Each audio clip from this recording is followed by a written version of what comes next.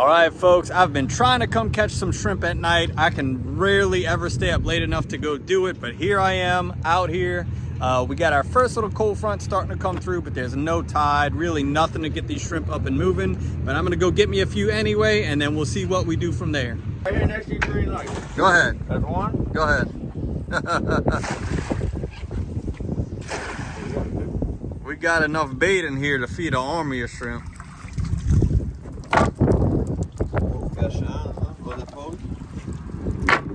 Ain't nothing. Not yet. Not yet. Not yet. Don't worry, they coming up, man. Oh, Ricky got swims.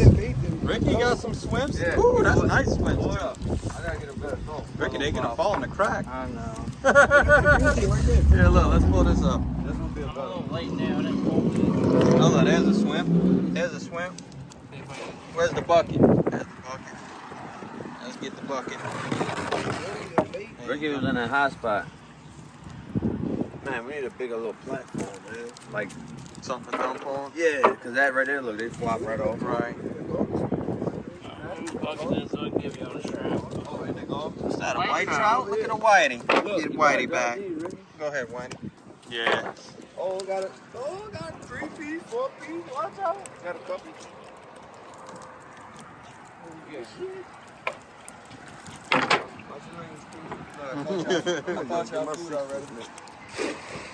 You got a few? Mm-hmm. There we go, folks. The babies can go back. What y'all want? Oh, look at the brim. We gotta get the brim back.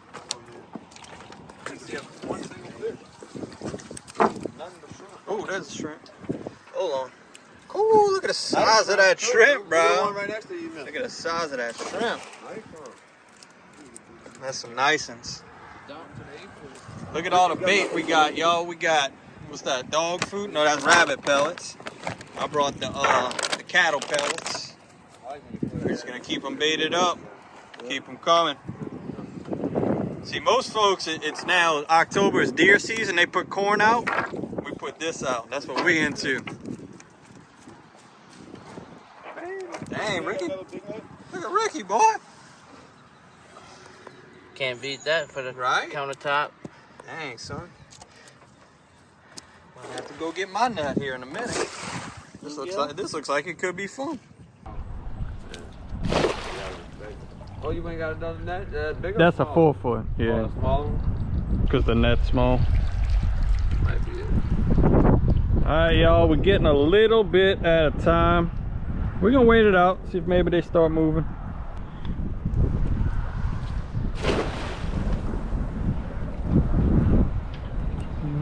Alright. I'm seeing how he just did it. You know what I'm saying? Maybe try that. The lead on. Yeah, that lead on. Throw one tonight if all the Alright, that's the haul so far. I went That's, to, you know, Jackpot. throwing for about 30 minutes or so. Got some grass in there we gotta get out, but not too bad. They got good size to them. Yes, indeed.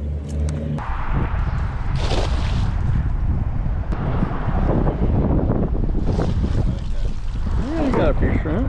Alright. Keep checking.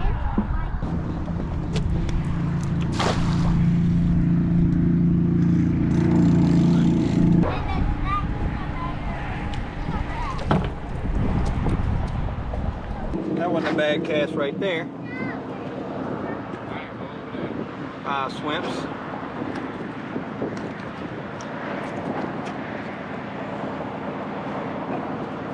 Or you not worth it, huh, bro? Not worth it. I thought maybe I'd go out to my boy, not up the bank. Right. These fishing too bad.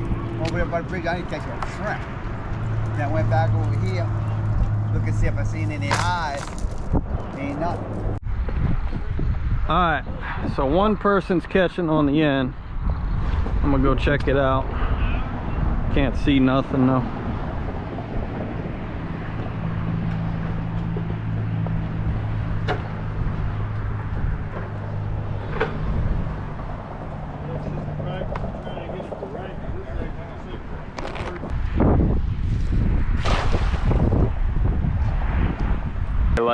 They like that pop, huh?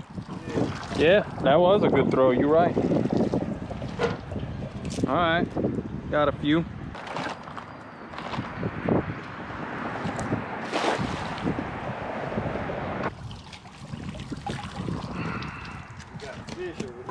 Giant mullet. I don't know if I got a big old mullet, a shad,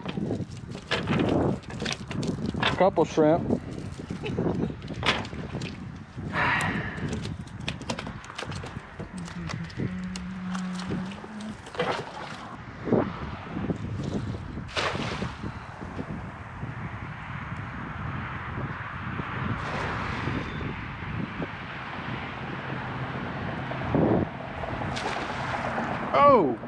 Oh no, y'all. He got out. I had something big. Oh, he's in there. Damn it. I don't know. A big catfish. Oh man! A flat. Hey, it's a flathead. It's a flathead. That's unbelievable, dude. I knew they had them around here, like on occasion. Wow. Look at that. Wow, that's a big ass cat. That's a big old flathead, dude. That's the biggest one I've ever caught down here. Wow. I mean, you big sucker. You big mean sucker. Watch your way. Ah, there he is. Whew.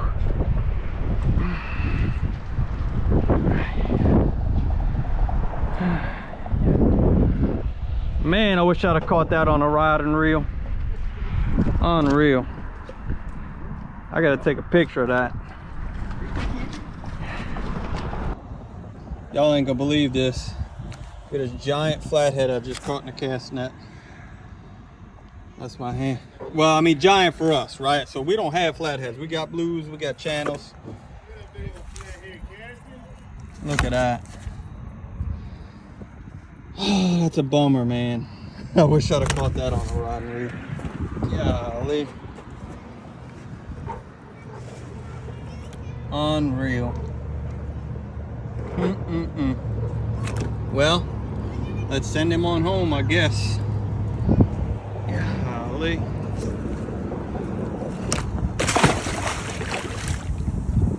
That hurts.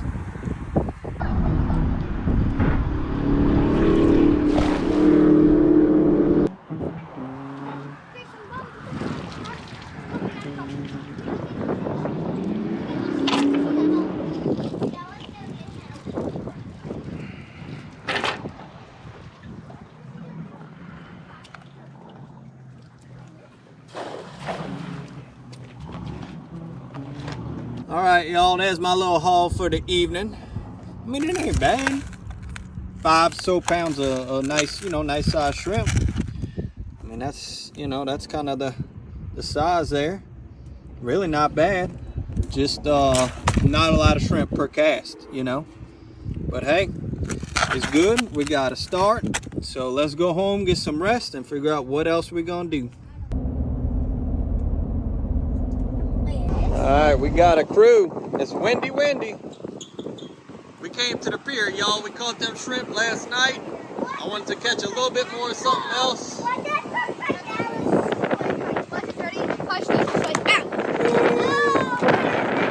How do you know it's a girl? Because of the orange on the claws. Very smart. Good job. No, actually, that's a boy.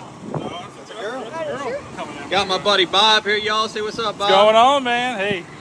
Got the birthday boy. He's celebrating his birthday. He wanted to come crabbing. Hey, man. Tell him who you are and tell him what you wanted to do on your birthday. I am Ian Beto. My birthday was yesterday. I'm 8 years old. We're here catching crabs, and we got a bunch. How did you find out about this spot? His video. You saw this on the videos. No, I did not. Oh, okay. All right. He's being coy. Yeah, I saw it. We're a little bit out the wind over here too. It's cranking over there. We had a boat go down. They're trying to get this boat tied up. It's a big mess. Big mess. I think the shrimpers are kind of hoping this cold front gets them shrimp on the move. That's a big old boat, yeah. God, that's a big boat. Jeez. right, what we got? You want to run around the bottom? Don't want to go further up. This is good right here. Man, look, I'm broke down, dude. Saying I'm good. I'm broke down. I ain't got a choice. No, they dock right here all the time. There you go, bro. Thank you so much. Oh.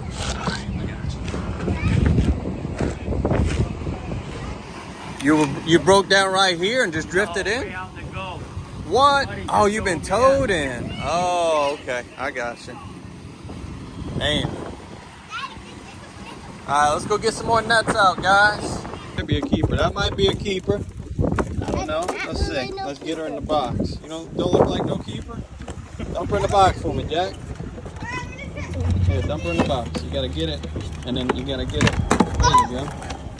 All right. Why should we get out? Oh, all right. Let's bring the box, y'all. Come on. All right, so we checked that one, right? Check that one, nothing that one. All right. And we need to work on y'all crabbing skills. We need to work on y'all's crabbing skills. All right, now you see you. Hold on. You better hope you don't have one. Oh, that one! Ooh, that's not a bad one either. All right. That's a big crab. All right. We got a crabby crab. It's a male. It's a male? Yeah, it's a male. It's a chow. Who wants to dump it in? I will! All right, let me do it. Happy birthday. Hold on. All right, go ahead. It's the birthday fortune. All right, so when it gets hung up like that, you got to come in. Be very careful, though. There you go. All right, let's get it back out. Some fundamentals we need to work on. Uh-huh. Box first. Don't ever get ahead of your box, because what's going to happen, you're going to get it up, and then you're not going to have nothing to dump into. Nice one. That's a nice one, too. Maybe we need to move some over here. Hurry. Good, you're good. Now dump him. There you go. Now you're getting it. That was a good one. All right, that's okay. He's a little tangled.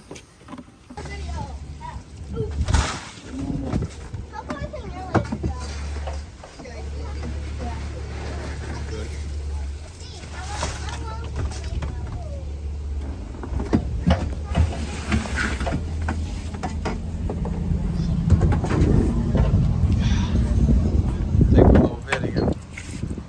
Oh yeah, that's pretty shrimp, man. That's pretty shrimp. That's enough? Yeah, man. All right, y'all. So to combine with the little bit of shrimp I caught from last night, these gentlemen here who were broke down out in the Gulf had to have a friend come pick them up. They did have some shrimp. I was able to get some from them. So now we got plenty of shrimp. Ian's gonna go ahead and take the crabs home for his birthday, so I don't even need the crabs. We got lots of shrimp. That's the beauty of being down here, folks. Sometimes it just all works out in the end. You just gotta get out. You gotta explore. You gotta be open-minded, and you gotta be kind to people. And you'll have opportunities pop up. So get out, enjoy yourself. We're gonna make one more run on these crab nets and see what they got. He cannot fall out. What happened to the crab? There you go. All right. I'll just leave them in. Wait for your box, bro. Oh, got two crabs. Come on, Yeah, pull it one up. of them's decent too. Pull it up. Oh well. Yeah. You can let them go. Male, Yeah. female, Let stop. them go. Yeah, we'll let those go, buddy. Oh, no, I want to keep this one. No, she's too small. Hey, let's let her go. Put her back. There you go. Now come up quick, and then if you have a crab, try to go right to the box. Oh! There you go. Now go to the box so you learn how to do it. There you go. That's how you do it, Elijah. Good job, man. That's great. There you go. That's great. Yes, indeed. All right, one left. Wait for your box. Wait for your box. Don't get ahead of your box. Good name for the episode. Right? Crab! There, crab! Pull. Up. That was a tricky one. Yeah. Oh, the bait's gonna All right. fall out. All right. All right, put it Well, in. that was it. What'd you think, buddy? Was that a good little birthday? Fun! Very fun. Very fun. Awesome. Well, happy birthday. Let's show them what y'all got to eat. Oh, man, we're going to eat good. We got shrimps, crabs, and then crabs under there. Get about 14 or 15 on the bottom. That's right. All right, folks. Well, hey, we got enough to eat. They got enough to eat. So we're going to go ahead and get these crab nets saved, get the bait thrown into the water so the crabs can enjoy it. Go ahead. Have at it. Do me a favor. Say a prayer for these folks here so that he's not off the water for too long. Something went wrong with his boat. And as you know, it's already hard enough to be a fisherman these days. But that's, you know, like he said, that's part of it. But say a prayer for him. think some good thoughts from them so they could get out on the water soon. I'm gonna get my butt in the kitchen and we'll see you there. All right, y'all, there's my shrimp. We're gonna go ahead and do this. This is called barbecue shrimp, and there won't be no barbecue sauce involved, and you don't even have to cook it on a grill. You could cook this in an oven. It's just a classic New Orleans dish. So let's get right into it. All right, y'all, we want to cook some barbecue shrimp. So what I want to do right now is just go ahead and pick out some of the biggest ones and get them set aside. Leave some of the smaller ones in there. So let's do that first. All right, y'all, so that's what we got. A nice hefty pile of shrimp there. That's probably 5-6 pounds or so, maybe even 7. Let's get right into it.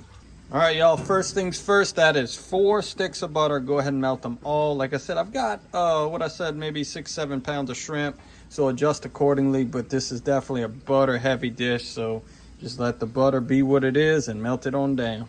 All right, and I'm just stirring that, helping it along. Getting that butter melted down. That's the ticket, y'all. All right, we're gonna add a cup of Worcestershire sauce. Get that in there and get it all mixed up.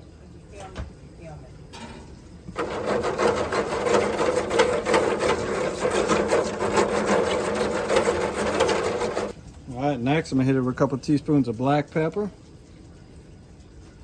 And then you want to add some Creole seasoning. I'm using my friends Eat Creole Soul. You go to eatcreolesoul.com, check them out. This is their little seasoning blend, a Creole seasoning blend. Get all that in there, get a good bit of that. All right, let's stir that up and see what we got.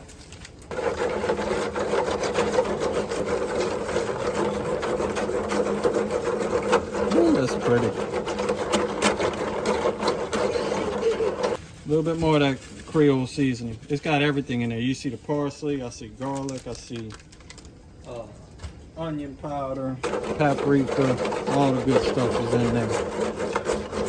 Okay. Now I'm gonna add some fresh garlic, some good fresh garlic in there.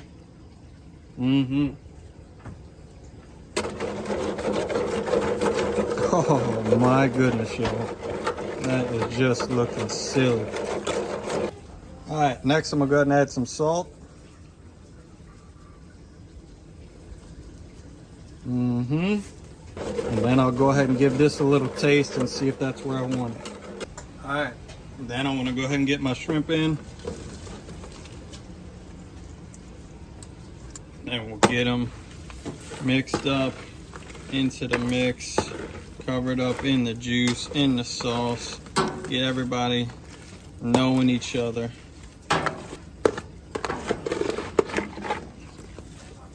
Oh, look at that, y'all. All right. And then you want to go ahead and top it off with some lemon. We'll go ahead and let that cook for about 5 minutes and we'll give it a stir.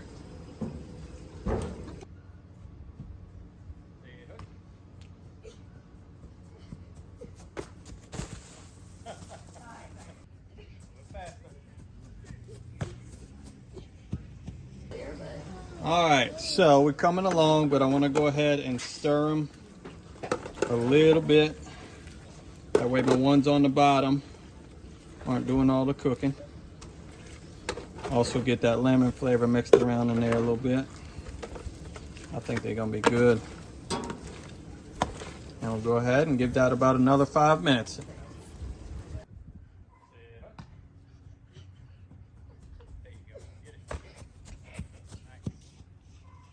All right, look at them shrimp. Man, quick, easy.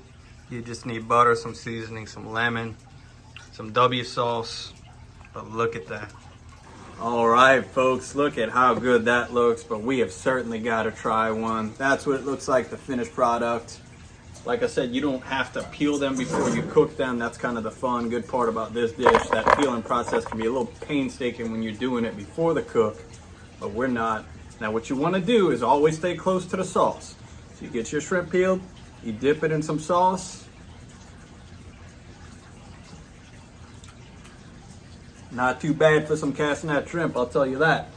The last thing you want to make sure you have is some good table bread. I toasted mine. You dip it in that sauce, in that juice, and that's what you get. I mean, come on now. Come on now. Amazing. Thank y'all so much for being a part of it. Shrimp season's still going. Shrimp are still running. We're going to keep hitting them. So make sure you tune in every week. And we'll see y'all on the next one.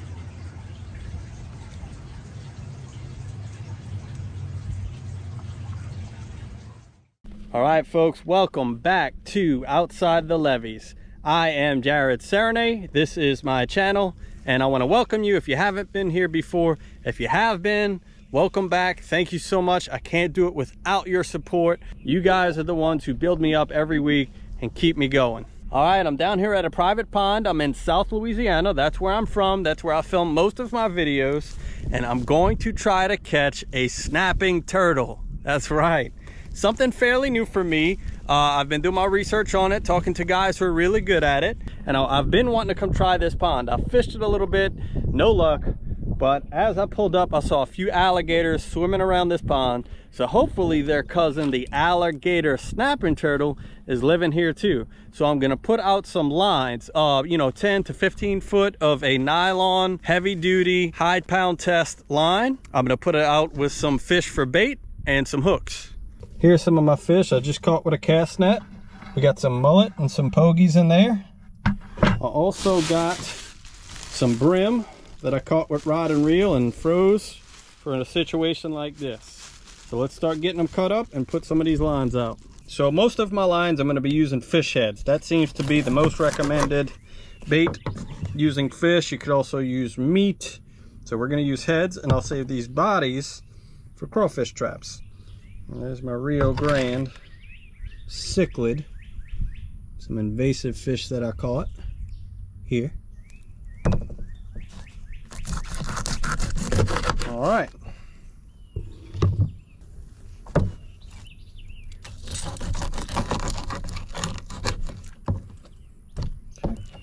All right, y'all, now for my line, I have this white nylon line that I've had around for a long time. You can use it for crabbing, for, catfish jug lines, really all sorts of purposes. It's very, very strong.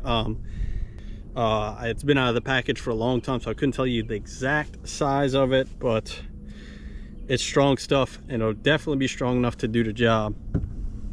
All right, now hooks. I've got these 4/0 O'Shaughnessy hooks. I went with the 4/0 because the eye here is big enough to fit the line. The 3/0 and anything lower was not, you didn't have a big enough eye to fit the line through. So this will be my first set. And I did bring a lighter to go ahead and burn the ends, which I've already done. All right, so I'll come on through. Now I'm gonna tie my favorite knot that I tie all my braid with. So basically when I come through the eye, I come back about another 6 to 7 inches, okay? Back up here so y'all can see. Make a loop, okay? So tag end, make a loop, and then start wrapping the inside of the loop. 1, 2, 3, 4 wraps. Grab the tag end and cinch, okay? And that's my favorite knot for when I tie braided fishing line. So it's gonna do really well on this nylon rope as well. I'm gonna fish probably about 5 yards off the bank or so, okay? So I want this line, let's go 3 of my arm lengths, my full arm length. So 1, that's, I'm 5'9" or so, so let's assume my arms are about the same, so that's 5'9". All right, that's getting us over to 10 now, but I want to go a little bit longer because I don't want any of these turtles to get a sense that something's going on. I want them to feel comfortable when they grab it. I want them to feel comfortable eating it, not feel anything pull back. So I went with probably close to about 13 feet here. All right, now here's the pond. I don't know if y'all can see it, but that's at least a 9-foot gator swimming right there. His whole back's out the water. There's some smaller gators here, but that guy is a pretty decent sized gator. All right, so what I've got is, this bank is fairly hard. Like I've already stepped in it, and I could stand here without sinking. So I want my bait to be right out here, kind of close to the bank. So I'm gonna drive me a stake here, and then I'm gonna tie off to the stake and throw my bait out. So let me go get my stake. I wanna try and hide my hook. So I'm gonna come in under the gill, through, out like that. Okay, so I'm coming out from the gill, okay? I'll go ahead and bury the hook and try something like that, okay? So now we've got a hidden hook, fish head. Now I'm gonna go ahead and drive my stake down. Get it in there good. Make sure he won't be able to pull it out. Okay. Lock up my hands.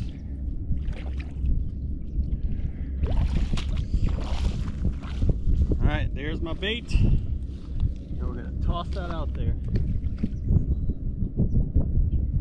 Okay. So I'm tied off. Here's my stake. Bait's right out here. And we'll go set a few more.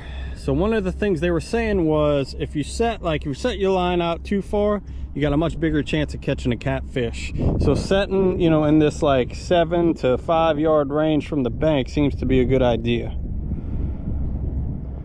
Just saw, oh, there he is. There he is, right here. Alligator. It's a little guy. Just a little guy. Don't worry, buddy. You're safe with me. All right, so I'm gonna make a set right here. Hopefully it don't catch an alligator. So what I'm doing here, I'm going up every 75, 50 yards or so and putting a line. Like I said, I don't even really know that much about this pond, what's in it. So I'm hoping by setting these lines, I'll learn a little bit about the pond. All right, let's try one right here. All right, so on this one, I got a bush I could tie off to, so I just need a little bit longer string.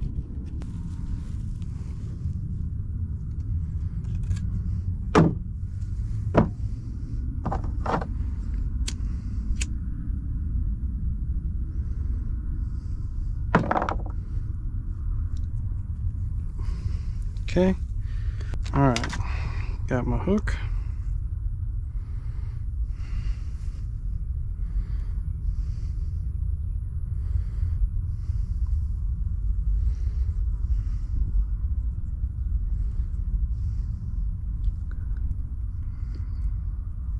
All right, let's go with a big old pokey head on this one, huh? How's that for a nice hidden hook? Nice and bloody too. Throw my bait on out there. All right, let's go ahead and tie off to the main branch of this tree.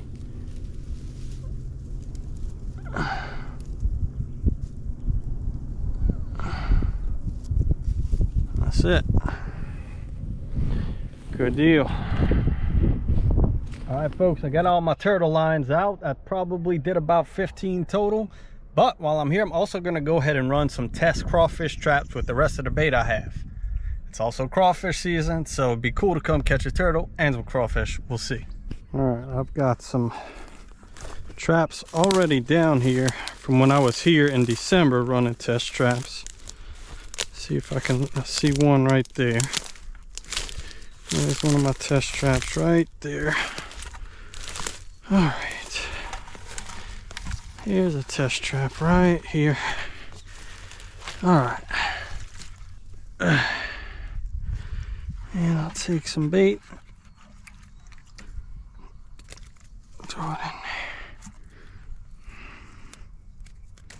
there. Okay, and I'll roll my trap up. I'm gonna stick it, gotta find where, right about here. Make me a hole, stick my test trap in the hole. There we go. Okay, go down. There's another trap right there. I'll just pull that one out since I'm testing so close. Oh, it's got a crawfish in it. Got one crawfish.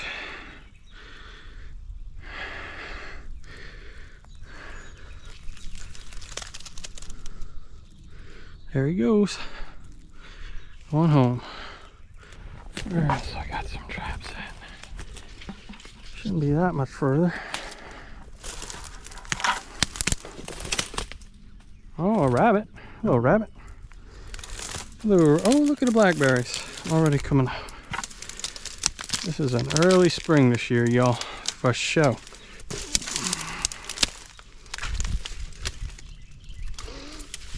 All right, here's a trap.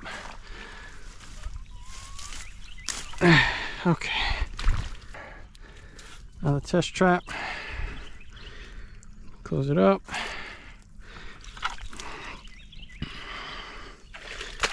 All right. And we'll stick it in. Let's make a hole. Put it in that hole right there. Wrapped up here. There we go. All right, just be careful. Walk slow. Snakes do live here. This is their house. I'm just a guest. All right. Oh, I see him right there. Look at him. What is that? I can't tell what kind of snake that is. He come up out of that bridge. Now back in December, this was my best trap. See, it's actually got live crawfish in it right now. And that's with no bait. It's got a live crawfish in it. Okay, all my turtle lines are set. All my crawfish traps are set. Now I'm gonna head home, come back in the morning. Hopefully we got something. Can't wait to see what we get. There's a little alligator right here. Don't know what he thinks he's doing. All right, so line number 1 is not tight. I do want to check it and see if it's still got a bait on it. It does still have a bait, which is cool. Still got a bait on line number 1. So we'll toss it back out.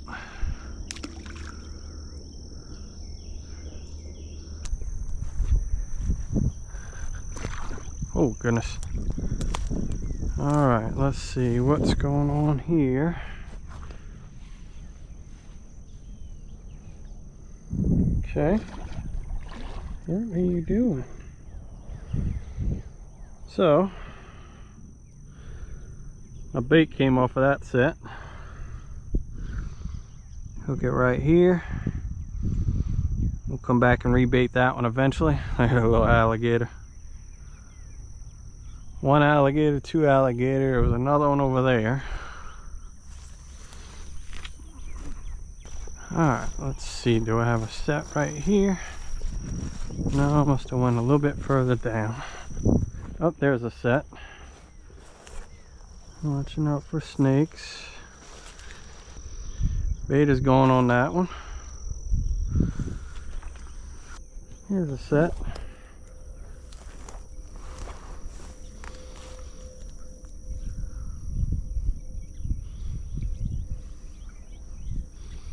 Bait is gone.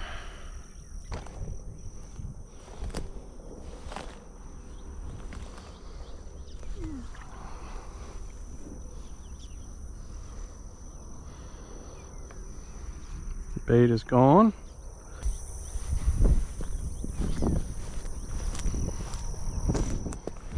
I got a crawfish trap somewhere. Let's see.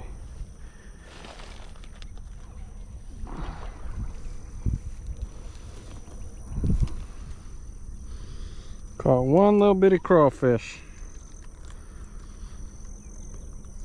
Check that out. Look how that line's going.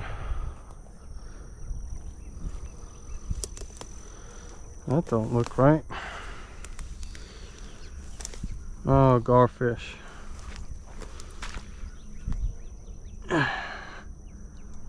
Something. Uh-oh.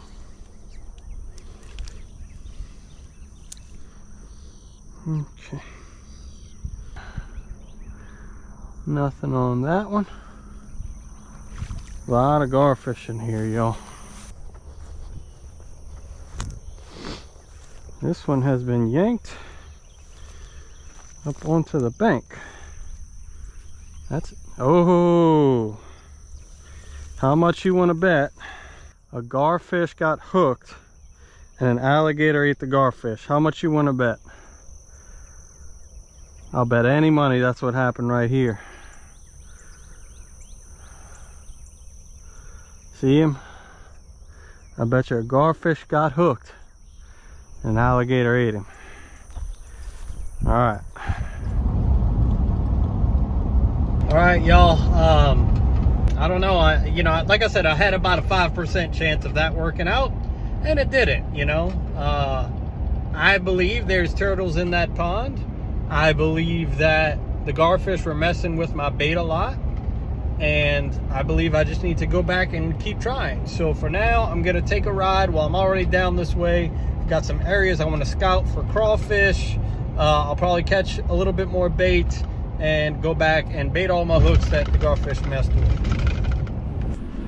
All right, y'all. Well, I went on a little road trip scouting areas for crawfish. I had checked all my turtle lines earlier. No luck. Now I'm gonna go ahead and rebait all of the ones where the bait was taken. I'm assuming it was garfish. When I left yesterday, I seen garfish messing with it. So let's go ahead and rebait all the rest of these lines. Something is on that line.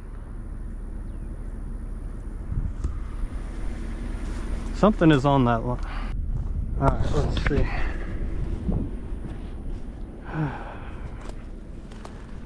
Let's see. Oh my God. Oh, I feel it pulling. I see it. What is that? What the world? What is that? What? Is that a giant shoe pick? Oh my gosh. Oh my God, look at the size of this shoe pick. Holy cow. Unbelievable. I don't ever catch shoe pick here. I don't ever catch shoe pick down here. They're living in... Oh my God. It came unhooked. He came unhooked. Wow. What? Look at the size of this thing. That's unbelievable.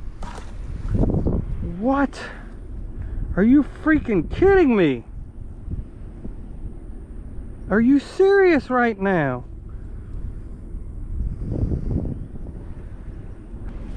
This is unbelievable, y'all. Caught a giant shoe pick. Bowfin. I don't even know what to say.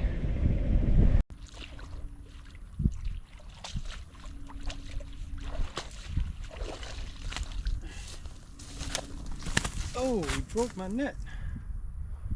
You son of a bitch. Alright, y'all. I don't even know what to say. That is a giant shoe pick. I've been asking folks what's going on in this pond ever since I've had access to it. Was hoping to find snapping turtles. Instead found a giant shoe pick. A giant bowfin. That is insane. What a beauty. I would love to catch this on a rod and reel. It's good to know they're here. How about that? That is a giant shoe pick. Too cool. Unbelievable. Well, it doesn't always work out the way you want, but sometimes you catch something. I appreciate y'all watching. If you haven't already, go ahead and subscribe. Like the video. Don't worry. I'm fixing to set these lines again for snapping turtles. Hopefully we'll have one here soon. We'll see y'all next time.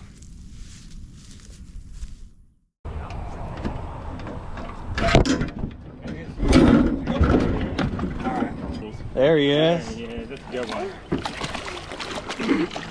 All right, folks, we back at the spillway today. We just catching a little bit for dinner. Cole's putting all of his back. He's leaving tomorrow. No sense in him keeping some. I'm letting Jack keep whatever he catches. We're catching catfish. We're catching white bass. It's a beautiful summer evening. We're just out here having a good time. Folks are out here checking out the alligators. We're catching fish. Just a beautiful little afternoon. Stick with us. We're so glad to have you. I'd rather you not, buddy. Had it on this long.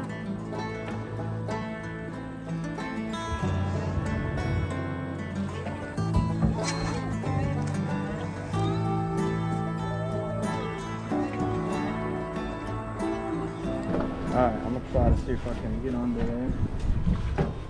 Alright, see what I do is I close it and I'll start reeling. Now Cole said they were on the bottom just now, so I don't think this little bait can get to the bottom. Oh gosh. There he is, Jack. There he is, Jack. What is that? A little whitey. Oh, I don't see it. Kind of A small. little whitey. You boy, you better watch how you holding that camera. Pay attention to what you're doing. Little whitey. They love that pink shrimp. There he is, little guy. And a greenie. Open your thing. Let it fall. Oh, open your bail. You can't. All right, now close it. Close it. Reel up. I'm gonna tell you when to stop. Okay. All right, good. And stop right there. Now sling him in. Sling him to me. The ones I catch. Jack got him a greenie. Is that too small to keep? I'd say it is. Can I throw it back in? Sure. I don't know if you're gonna catch anything back there. I'm not saying you're not, but I think they're closer to the bridge.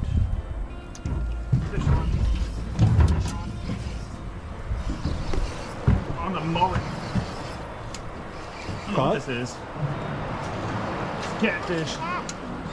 A little blue cat. There we go. That didn't take long. That did not take long.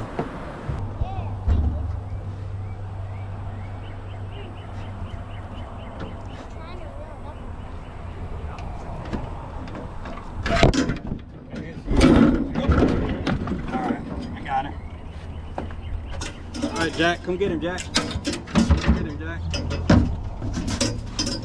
All right, just get him. Go ahead, you got him. Give me some drag. All right, go ahead, get him, Jack. Get him, Jack. Get him, Jack. Get him, Jack. Get him, Jack. He's whooping you. Put some heat on him. Come on, Jack, you got him. Almost there, bro. That's, don't give up. Yeah, bubbles. There he is. Yeah, that's a good one. All right, Jack. Good job, Jack. Good job, bro. Oh, my hand. Yes, indeed, my man. Good job. Holy smokes. All right, go get that rod. Look at my hand. I think your shrimp might be hanging in the water. Look at my hand. Yeah, there you go.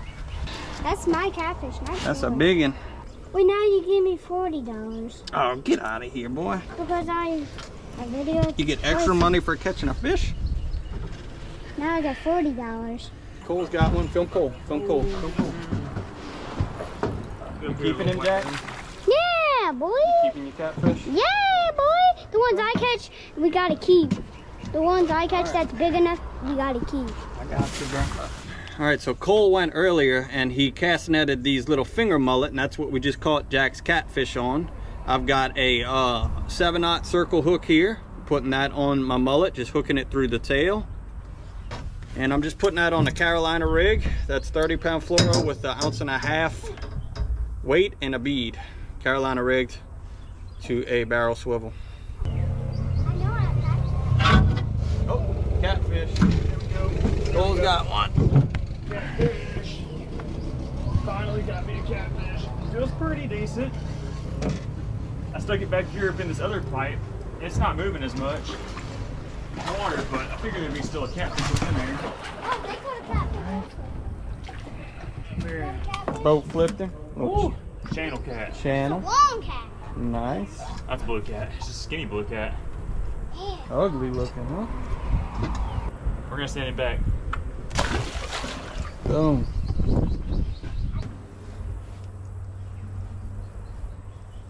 Oh, I got a fish. Nice. I got me a fish. I'm messing around with Jack stuff, and I might have two. I might even have two. Oh, it's probably a stinking catfish. That's a fishing pole. What? My lucky day. Look at that. Alright, I'm gonna be nice. And if you've been fishing here recently and this is yours, tell me what brand it is, and I'll give it back to you. Got your rod, folks.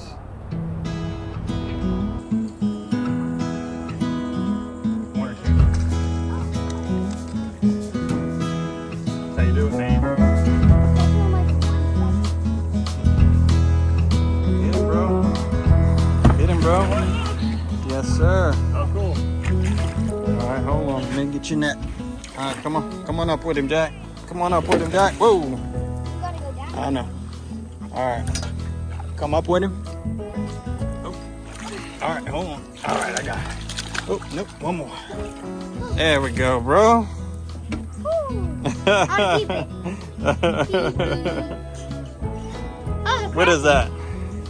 fish. What we got there? Catfish. How you like to eat them? Fried, grilled, on a sandwich? Why don't you let me make you a fish sandwich, bro? I caught 3 catfish so far. Oh my god. Come on, get him. Put some heat on him. Yeah, put heat Oh, on he's him. getting so hard. Alright, stay with it. He's thinking hard. Stay with it. You got him. Stay with it. Don't let him beat you. Don't let him beat you. Get the net, get the net. Okay. Oh, I didn't realize you were that close. Alright. Don't let him beat you. I'm reeling. Alright, stop reeling. That's good. That's good. There you go. Another one, bro. Yay. That man is a catfish commander Caught today. 3. Keep it.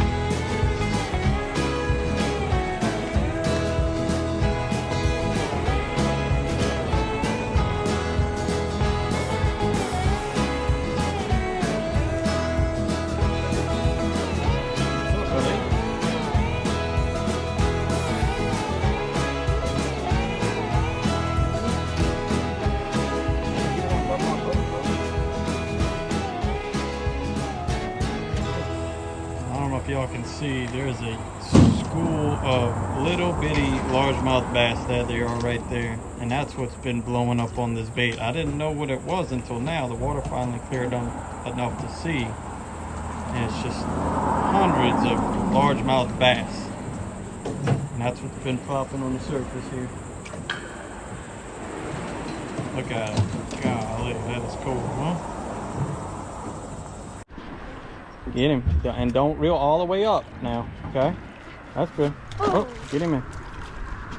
All right. Okay, that's good. Is that on? It was. Was it barely on? No, he's on good. Okay. Is that big enough to keep? Yeah, okay, I'll let you keep it. Okay, I'm just gonna point out the fish. That's fine.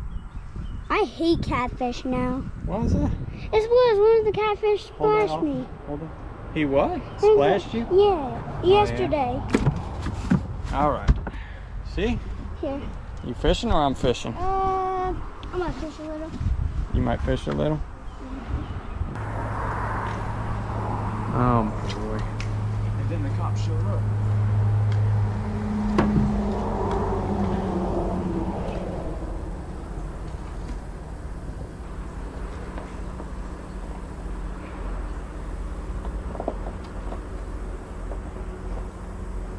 Doing any good? Catch some white bass and some catfish. Doing pretty good though.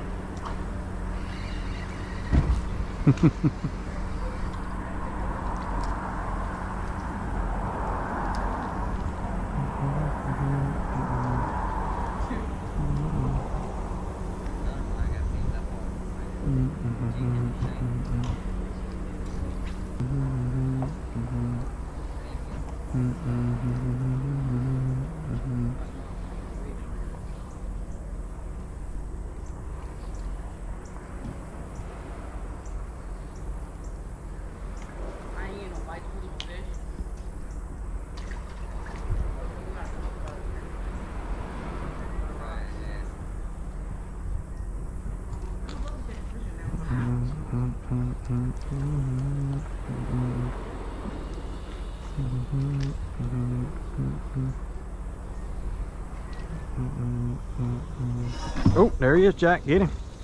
Get him. Get him, Jack. There you go.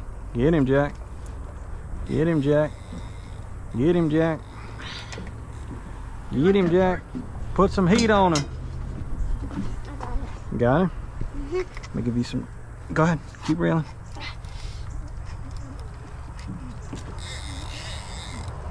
Alright, there you go. Mine? It's called Colin, Jay. Get him, bro. Get him, bro. Get him, bro. What? Yes, sir. Oh, cool. Alright, hold on. Let me get your net. Alright, come on. Come on up with him, Jack. Come on up with him, Jack. Whoa. You gotta go down. I know. Alright. Come up with him. Oh. Alright, hold on. Alright, I got it. Oh, nope. One more. There we go, bro. Get him, Jack.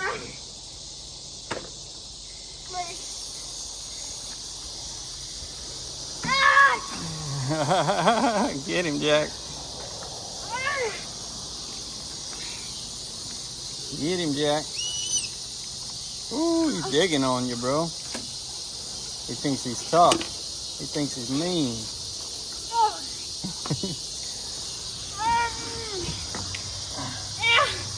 Get him, Jack. Don't let him go back there. Hold on. Hold on. There you go. All right, he's right here. You got him. You got him. All right, got him all the way up, my dude. Not all the way. Come on, get him here. Trying. Get him here. It's a hard one.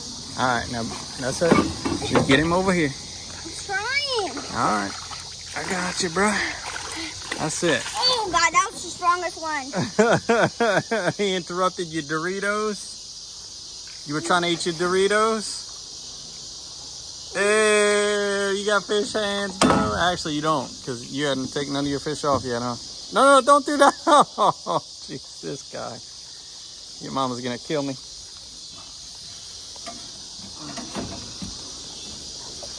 Another beautiful catfish. Mm-hmm. That was the strongest one. That one was strong, huh, bro? He's in that current. Don't let him whip you. I'm gonna tell Milo. I'm gonna tell Milo if a catfish whips you. I'm gonna have to tell Milo. Don't let him whip you. There you go, bro. That isn't strong. That's all right. Be stronger. I'm Show him trying. who's the ball. Earn that money, bro. Come on. Oh, did he come on? No, it's still on. Sure. Yeah. Come on. Ah, I did it so strong. Come on, bro. Don't let him whip you.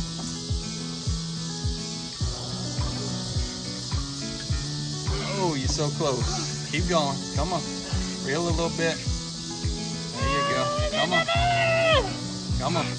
Reel a little bit. That's okay. Keep fighting him. He's going to give up soon. He's going to see who's the boss. Hey, when you go up like that, try to reel. There you go. There you go. Come on, you got him. Hang in there, buddy. Come on. Let me see. What's going on? No, it's a catfish. Okay. All right. I'm just making sure you're not stuck or something like that weird. Come on. Keep coming up with him. Oh, there he is. It's the biggest one yet. Come on. You're so close. All right. Hold on. I'm coming. Oh, get in that net. Oh, come on. Get in that net. There he is. He's in. There he is. Dude, that is the biggest one yet. Oh, I can barely get him. Dude, that is a slob. He got you, huh, buddy? It hurts when it's right I here. bet. Dude, that's a honker. Here, hold that net up, boy. Hold that net up. Look at that. That is a sausage head for the pot, my boy. Got you a big old sausage head. Hold him up. Hold him up. Show everybody how big he is. Boy, you got you a honker there, my dude. That is a straight honker. Oh, he's heavy. All right, we'll get him in the ice chest for you, huh? What if he's too long? He'll fit. He'll make it. Oh yeah, he'll make it. That is a honker. Alright, turn the old Go Devil off. That's the boat we've been using, the motor we've been using. Go see those guys, godevil.com. I mean, it's just been a beast of a machine. Catching, killing, loading up little ice chests. We do it all in this boat. What's up, bro? You had a good time? Yeah. Yeah. Now, the word on the street is you getting paid for today because this was work, right? How much money did you make today? 20. How much? 20. You made $20 just to go fishing. All right, y'all, we got our catfish cleaned up. I got the smoker on. That's my little electric smoker. And we're gonna do some smoked catfish dip. All right, got Paul Prudhomme Seafood Magic. Just gonna go ahead and do a nice little coating on each piece.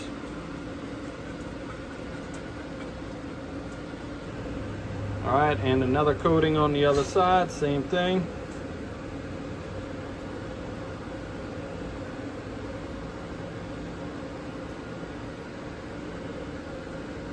All right, once that's good, just go ahead and close it up. And I'm running it high for about 30 minutes on the 275 setting. And then once it gets a good bit of cooking done, a good bit of smoking, I'll drop it down for a little while.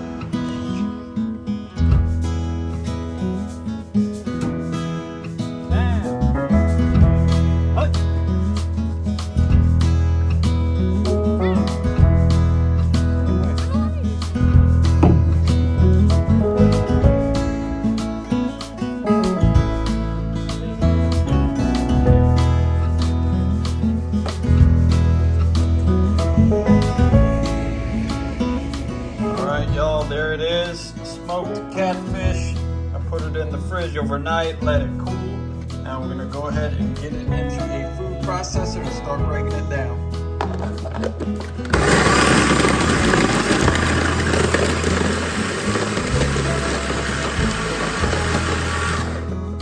That's what you're looking for there. Get it into a bowl. All right, now go ahead and get your onions, celery, and bell pepper in there. Good. All right, next I'm coming in with plain Greek yogurt. This will cut down on the amount of mayo you have to use. So 2 scoops of Greek yogurt to get it started. And a nice big scoop of mayo. And I believe I'm gonna have to go to a bigger bowl. All right, definitely needed a bigger bowl, and I'm just gonna start mixing that all up. All right, I went ahead and added mayo, and now I'm gonna hit it with some Cajun seasoning.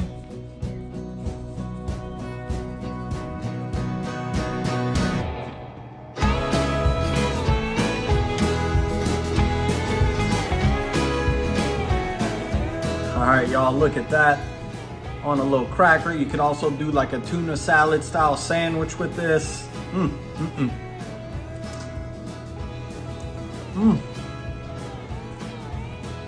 Highly addictive. I'm just letting you know now. Like, you'll just want to eat that whole bowl with this stuff right here. It's one of those kinds of dishes. Thank y'all again. Always a pleasure to do it for y'all. Always a pleasure to be here with y'all. Shout out to my boy Cole. Go check him out on his channel, Cole and Jay, if you haven't already. Guy just loves fishing. Beautiful family. Go check him out. Thank you for being part of my crazy stuff, and I'll see y'all next time. Welcome to my new YouTube channel, Outside the Levees. I'm Jared Serenay, and today I'm going with my buddy Captain Randall Shaw on a late season alligator hunt in the Louisiana marsh. Let's get it started.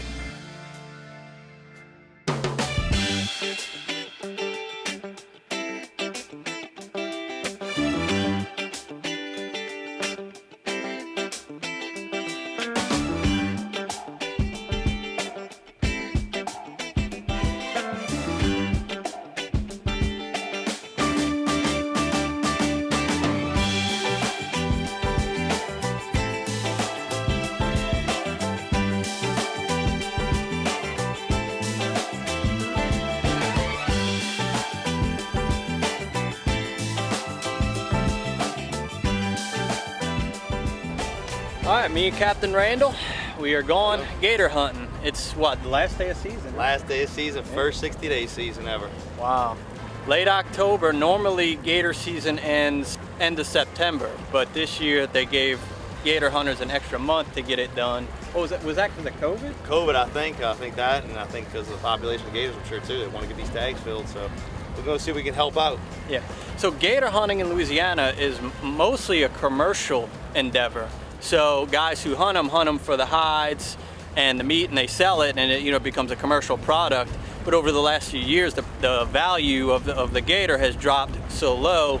A lot of commercial hunters have really started to not even hunt, because by the time they have their expenses in and all that, they're not making much money. So participation has dropped, and we think that our wildlife and fisheries is extending the season just to give people a little bit more time, maybe to spread it out a little bit more, so they don't have to do it in such a short amount of time. But Randall here, you do it more recreationally, right? Recreationally, it's still a commercial aspect, but more guiding, trophy hunting, big gators, stuff like that. For anytime you get to see an industry that opens up from commercial, it brings in the sport guys after that, Now, one thing you started doing this year, so when I gator hunt, it's really more like trapping. You set out a line with a hook overnight with some bait on it. The gator comes, he eats the bait, swallows the hook, and then you go get him next morning. So it's really more like trapping, but you started doing something pretty cool this year. What did y'all do? So we had a gator that we could not catch this gator. And he kept eating our little gators. He'd pull up, he'd go the other way, and I saw him out in the bayou. So we went and ordered some big old treble hooks and put it on an 8,000 reel on a Shimano tuna rod, and we trebled him. We reeled out and stuck him, hooked him, brought him in, and he ended up being 11.6, that gator. You remember him. How long did? It took us 2 hours. Now, a lot of it had to do with we really didn't know what we were doing. We were learning. Yeah, new thing. We learned some new tricks after that, but it's definitely, if you want to catch big gators, it's like red fishing with a popping cork and shrimp compared to sight fishing and hunting one by one with one. And it's more, like you said, it's almost more sporting. I think that if you continue to do that, offer gator hunts, I think you're going to find a good market for that. Yeah, that's what we're going to go to. But that's truly hunting, and that's what I love about it. Like, no doubt. When we set lines and do all that, that's us doing it. That's us trapping. Yeah, we're finding where they're at the night before and doing all that. Customers just come shoot them and hunt them. Right. This is like, all right, which one do you like? Pick one out, let's hook them. And we might land them, we might not land them, Yeah. So we're in Delacroix, Louisiana today. I'm glad I'm doing my first episode in Delacroix because this is kind of where my hunting and fishing heritage begins. My family is from here. Our folks started hunting and fishing as a way to really just provide food for the family, and then they started doing it commercially. And as time went on and things got modernized, the family went into more normal, typical jobs. So this is a special place for me still. We're in Bayou Terrebuff right now, which is pretty cool. Did you know this about Bayou Terrebuff? It's named because they had buffalo. The French folks named it. Yeah, that blows my mind. When you'll see some of the marsh that we'll show y'all today. It's changed over the years, but if you could picture buffalo in here, it's just no, I can't. It's crazy. So a lot of history here.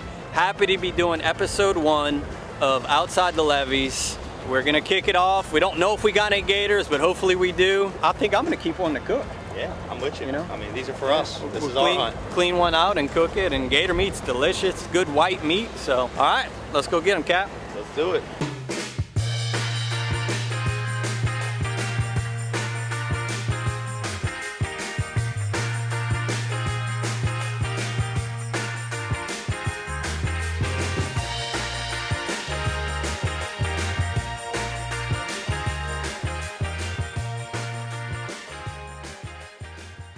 So we going gator hunting, and we ran out here and we saw a bunch of lines down. Pulled up to the first one, it's tightened up. There's actually had a boat fishing here. So we're gonna see what's on it and see what we can do. I got a feeling it's gonna be a good one. I really do.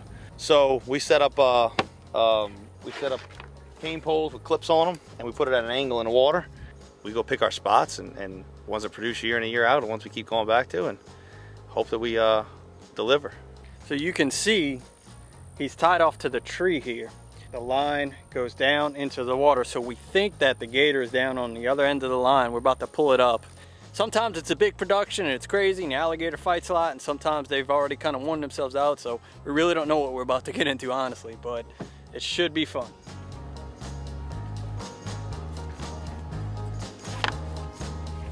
See him? Oh yeah, we got a little baby. A little newborn. Come here, buddy. Look at it.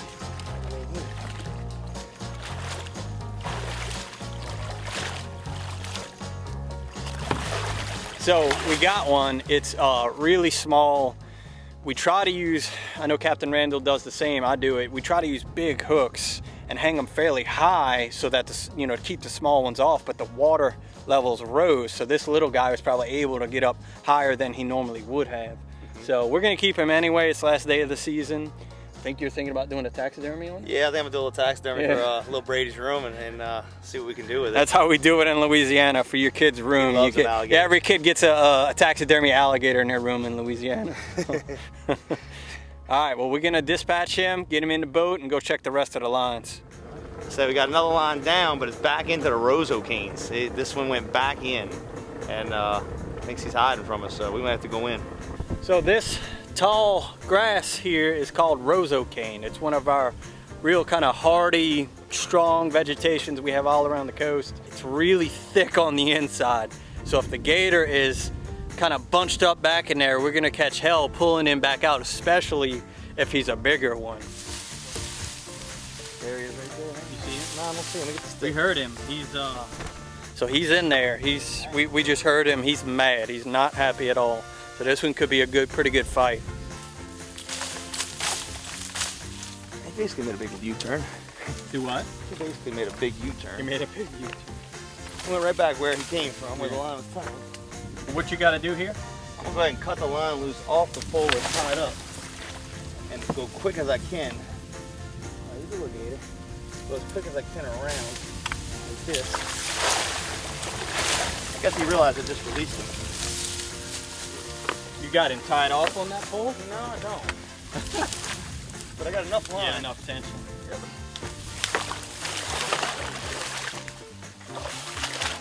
Drop off the alligator.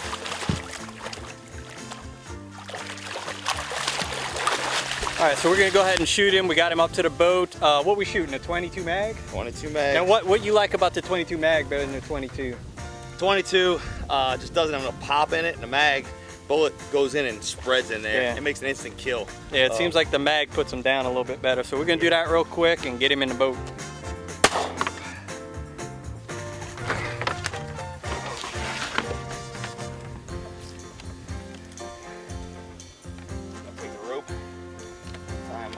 Why do you do that?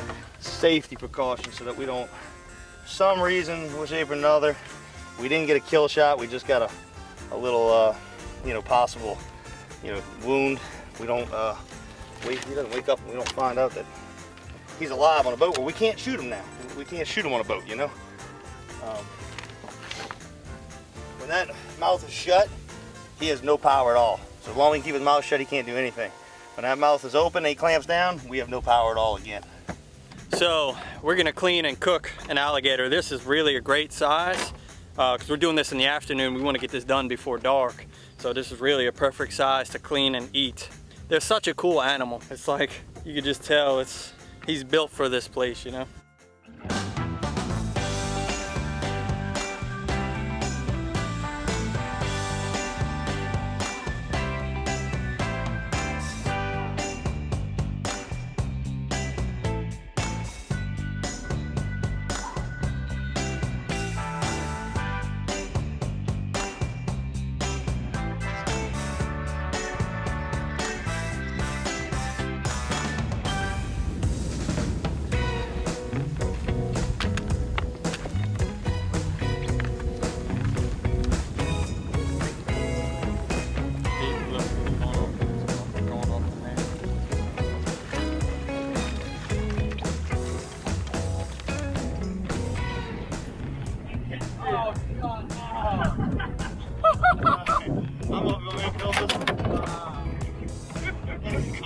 This is insane, but we've actually got a huge blue cat on the line, not an alligator, which means the water came up enough for the catfish to get it, and he is not a small one.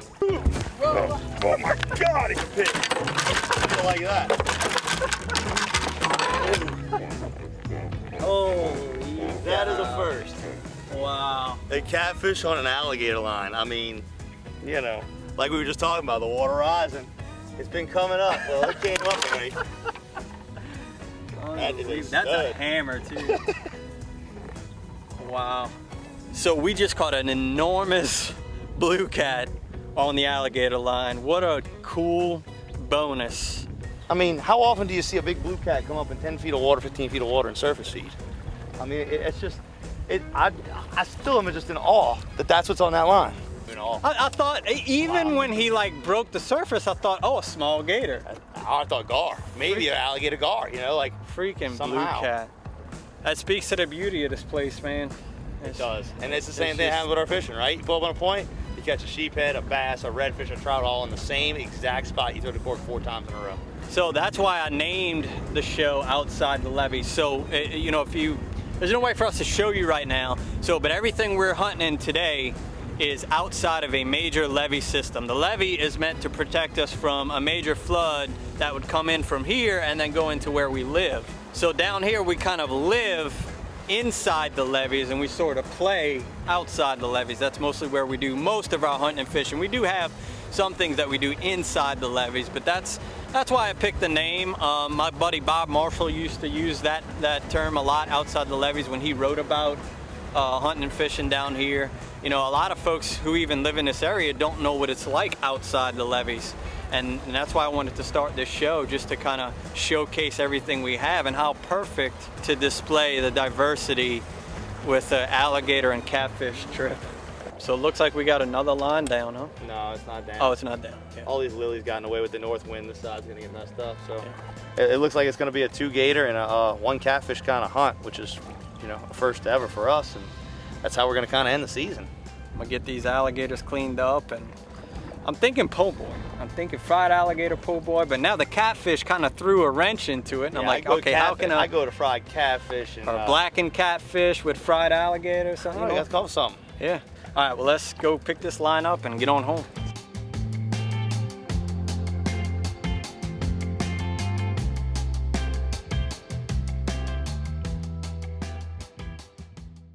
All right, so I think I finally got something I want to cook with the alligator and the catfish. It's not often you catch an alligator and a catfish on the same hunt, so I had to think deep and kind of come up with something that I wanted to do to combine both for a meal. So what I'm gonna do is I'm gonna do a alligator sauce piquant and a fried catfish po' boy.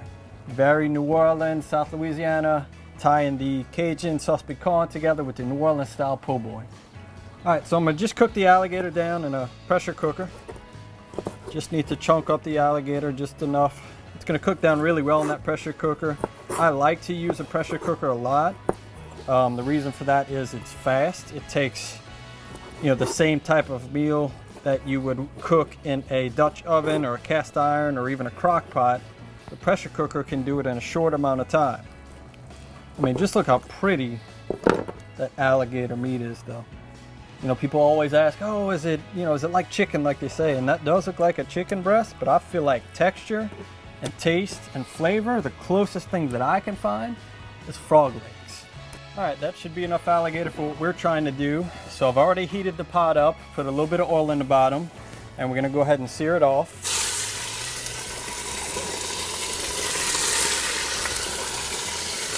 Salt, granulated garlic, some Cajun seasoning. We're gonna add a couple bay leaves. We're gonna add some onion, bell pepper, and celery. I bought mine pre-chopped. I like to do things simple. So if there's something at the store that's already prepped and ready for me to do it, I'm gonna do it. The reason I do that is I have young children. In the evenings, we gotta cook things fast, get it ready fast, they're ready to eat. We gotta do bath time, so I try to cheat a little bit and get things that are already prepped. So we're just gonna brown that off real good. Get that going. Add a little bit of parsley. Crank up the heat just a little bit, keep it moving. Now I'm gonna go ahead and add some tomato sauce. Add about a half. Stir it up, see what you got. Okay. we'll add the whole can of the diced tomatoes. The last thing I'm gonna add is some shrimp stock. Anytime I go to cook shrimp, I peel it, put the shells aside, and then I use the shells to make a shrimp stock. I freeze it for later. For any type of dish like this where you need to use a stock, shrimp stock is super tasty, good for anything seafood based, like a seafood gumbo. Here, this alligator sauce we call it. So we're gonna add some shrimp stock. Now with a pressure cooker, you do need to make sure you have enough liquid for what you're cooking. You don't wanna have it dry out and the pressure build up in there without enough liquid. Now it's just a matter of letting the heat do its thing before we put the lid on. All right, I can see it start to bubble up in that pot, so I'm gonna go ahead and put my lid on. Really super simple. These things might seem intimidating, but they're not. And it's gonna build up some pressure in there. All right, now while that's cooking, I'm gonna go ahead and do the fried catfish po' boy. All right. Yep, see, nice, thin. That's gonna fry up fast and be very, very tasty.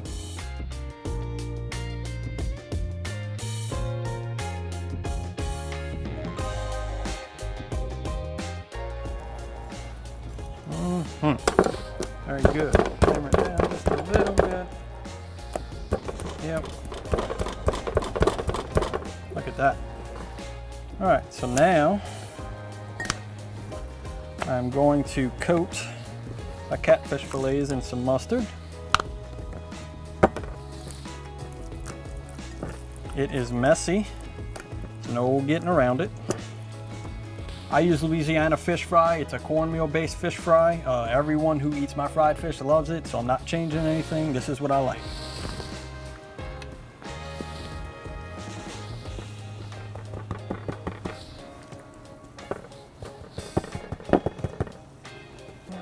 Drop that into the fryer. I like to fry at the highest setting, which is 375.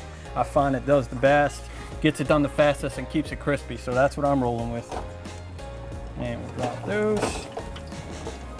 Okay. Ooh, that sauce pecan is smelling good. All right, first batch of fish is done. We'll let that cool off.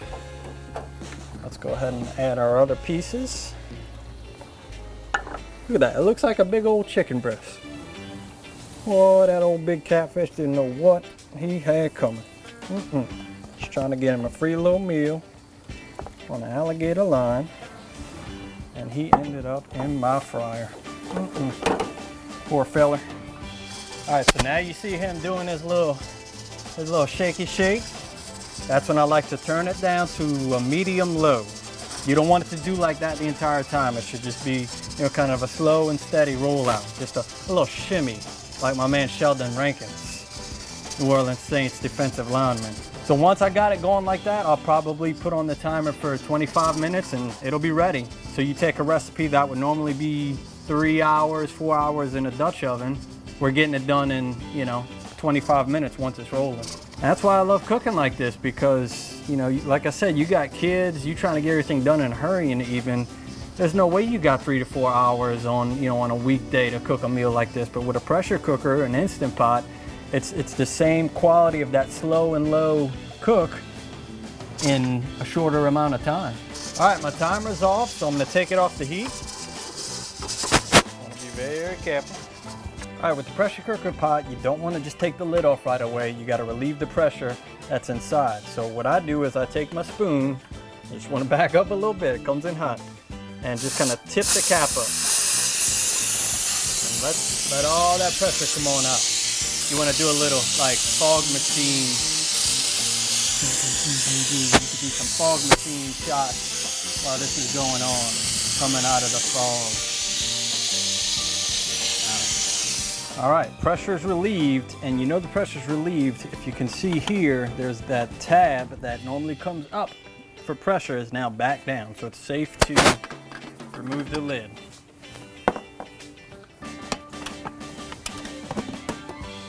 Okay. Okay, now what I like to do is get in there and see what I got. I like to your meat's nice and tender and ready to break up, so I like to use the spoon to just kind of break it up a little bit. I mean, look at that. So traditionally you would serve this over rice. Since we're doing a po' boy, I'm gonna go ahead and skip out on the rice. I don't want to overdo it on the carbs. Not that I'm counting carbs, but I know that adds up to a lot. And honestly, we got enough meat in there that you really don't need the rice. So scoop some out.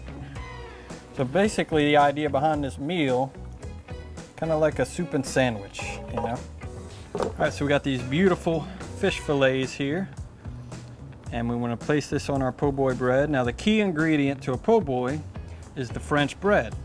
And if you can't find it in your area, you may want to look around for a baker who does French bread, because that's really what makes the po' boy a po' boy, is the style of bread that you use. Feel free to put whatever you want on at this point, but this is kind of the traditional way that we would do it.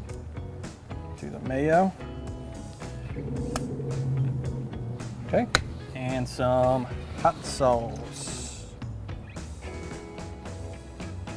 It's okay if you get some on the table. All right.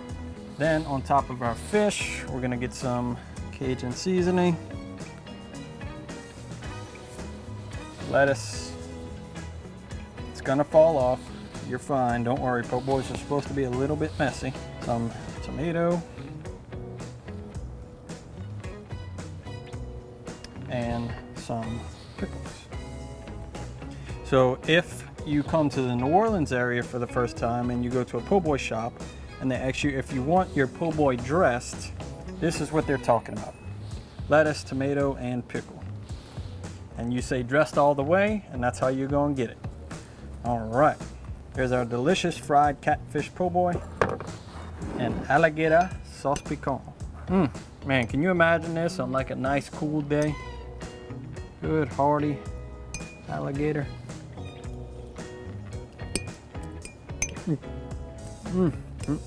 Boy, that shrimp stock. I would not have wanted to do that without the shrimp stock. Outside the levee style. Oh my goodness. There's bread and butter pickles on there.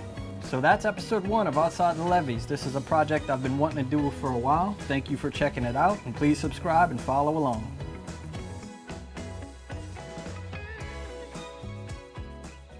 All right, y'all, welcome back to Outside the Levees. I'm your host, Jared Serenay. I'm down here in South Louisiana, and that's what we're going after today. That is the eastern oyster. Louisiana is super, super blessed to be one of the best places in the world for oysters. It's a big, big part of our business, a big, big part of our culture. Got a great history to it, something I'm not super familiar with. I've only been on a commercial oyster boat a couple times. I've never done this, where you come out and you pick them by hand and put in a lot of work like I'm fixing to do. But hey, that's why we do Outside the Levees. We're always willing to try something. So honestly, we got the right tide situation. I needed the tide to really blow out and get super low so I could see on these flats. We got it. We got the clear water so that I could see down to the bottom. So I'm just kind of riding around right now looking for a good spot. We're out here on some family land. You have to have permission when you do this to do it on the water bottom. So it's not like one of those publicly widely available things. I'm working on finding some good public places to do it. So just give me a little time on that. But today we're going to just get right into it. I'm hungry. These things look super good. They should be salty. Let's see how many we can find. All right, so I got my gloves. And I'm gonna reach down, grab the ones I see, and then so when I come up, I can't really tell down there like exactly what they are, but obviously that's just shell, so that's no good. Get that out the way. Just shell.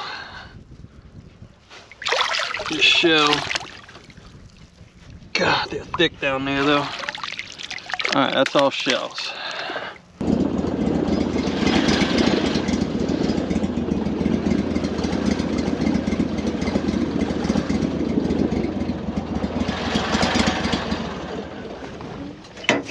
All right, as you can see, they're all over the bottom. It's just a matter of, can I find enough of them to make it worth it? I don't know. All right, let's see. Ooh, they are everywhere though. Try to find a little sweet spot that's got a bunch of them, and then I'll just post up. All right, there they are. There's so many of them here.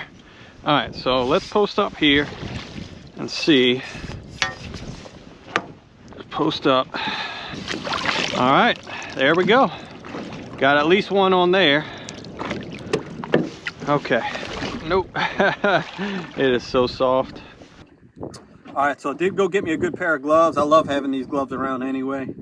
Always something you can do with them. Like when I'm shucking oysters at the house, I use these kind of gloves.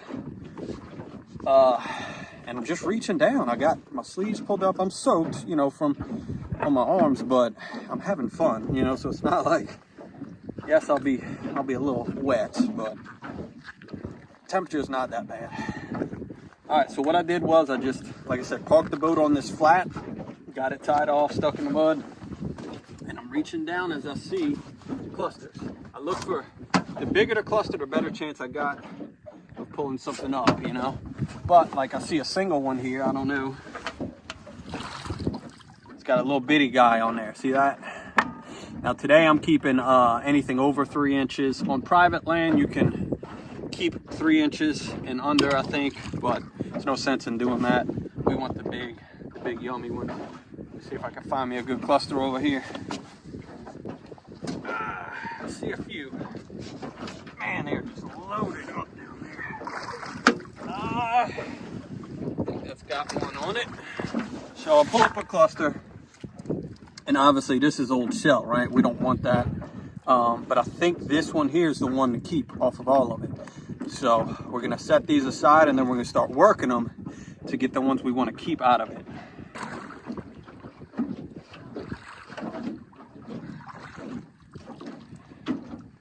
Got one, and I'm gonna send it back.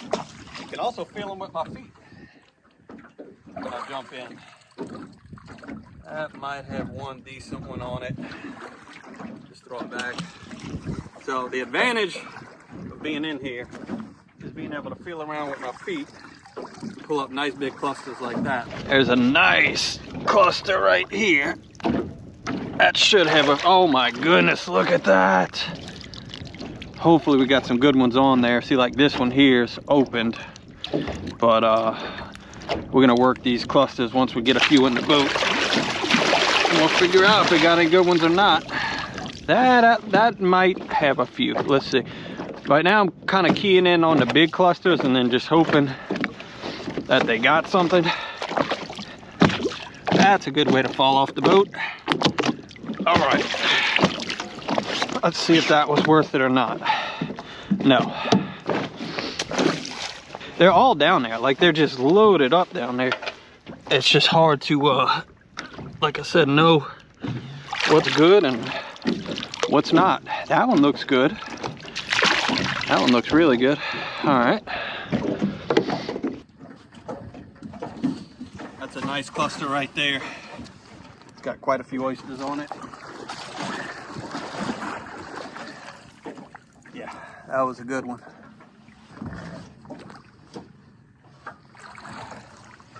Anything off of that one?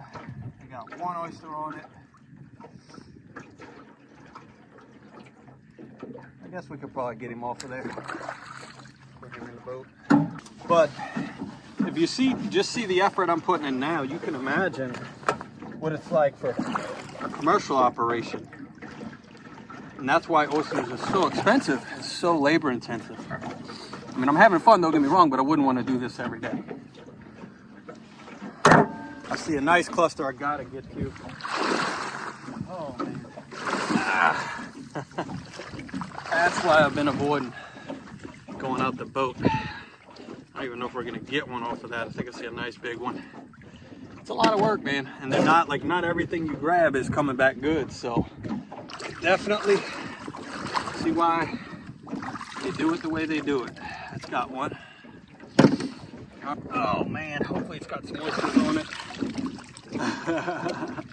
I believe it does.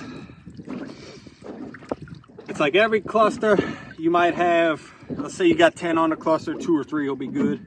That's kind of what I'm finding right now. But it's cool. It's very, very cool. Can't wait to eat them. Definitely something new. Got to do it when the tide's low. Today was the day where I'm like, this bluebird, I don't think the fishing's gonna be very good. Tide's low, what else can we do? This is what we got. I hope y'all are enjoying it. Thank you for being here. All right, y'all, so this is that first group. That's from about 20 minutes or so, 25 minutes of picking, just from the boat. Now comes the not so fun part of having to work through these oysters, pick them off, get the ones we're keeping, and put back the ones that we're not. All right, y'all, so that's a cluster of oysters, of which it looks like I'll probably want up keeping 2, 1, and 2. So in order to do that properly, I gotta get the others off. So I've got an oyster hatchet here, and I'm just gonna chip until it breaks free like that. Now I've got an oyster. Like on the commercial boats, they have a whole crew. Big old basket of oysters comes up in the dredge, and they dump it out, and these guys are Johnny on the spot, knocking this stuff off. That's the one I want to keep. I need to get rid of this other one. There we go. And that goes back in, back to hopefully helping some new oysters grow. There we go. That's 2 right there. Look at that, a heart. That's for you, wifey. I love you. She can't wait to eat these oysters. All right, I'm gonna knock out the rest of these and then we'll do another pick.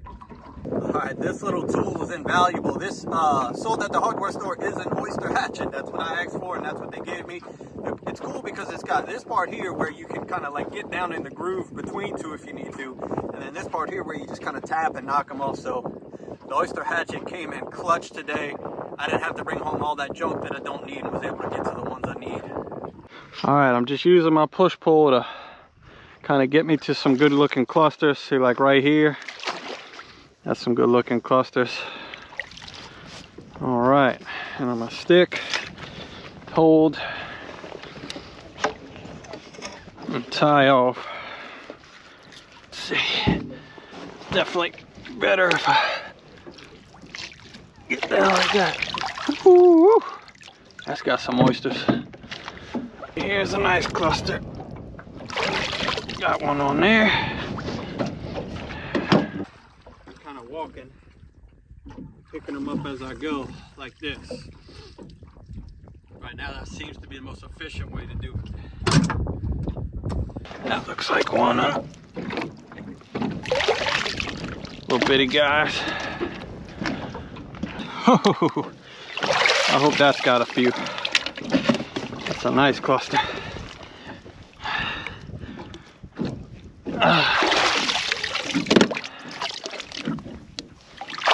Oh, that's the cleanest ones I found all day. I'm finding lots of little crabs like this. That's the cool thing about oyster reefs too. They're a big part of the ecosystem. They filter the water. They provide shelter for little crabs and little shrimp and things like that. Like some of the best fishing trips I've ever had was fishing speckled trout on an oyster reef. Like that's what, you know, that those reefs are just almost a central part of the ecosystem down here. And it's such a cool, like I said, they're just cool. They do so many cool things. And I'm seeing that here, just picking them up and seeing, like I said, little crabs and different things coming off of them, and knowing that we fish oyster reefs for fish and redfish, and so they're just really cool, man. I'm getting them clean. We'll get them much cleaner once we get to the house. But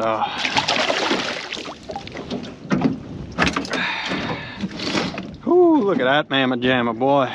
That's a pretty one.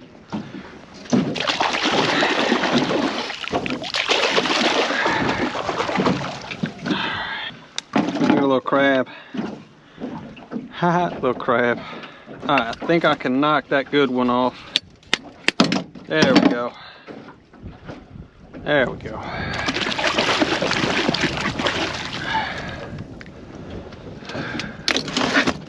Alright folks, well y'all got to see me work for it. But now I just gotta try one.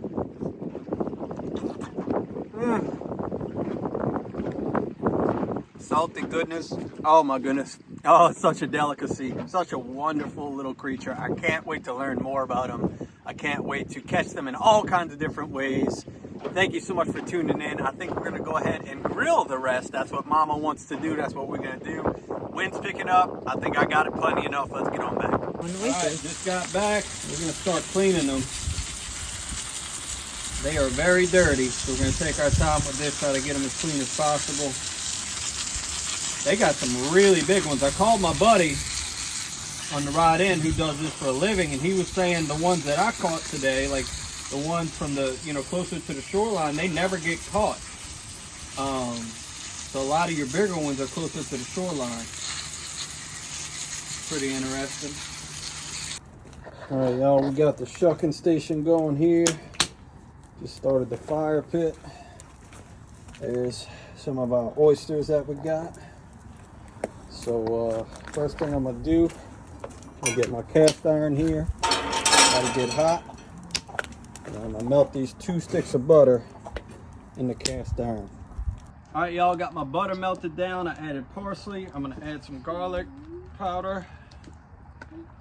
Ooh, that smells good. Jack's gonna add some K-Fred. Go ahead, Jack, add some K-Fred. More. All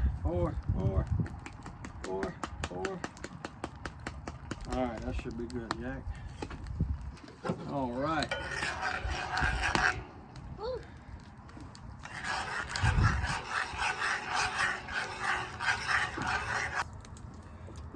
All right, so now that my fire's gone down, I'm gonna start setting these on the grill. And this is my little sauce mix. I put on them. Let that start going. Can I try to help? Can I try? Oh, okay, you wanna try it? We got them on the grill now.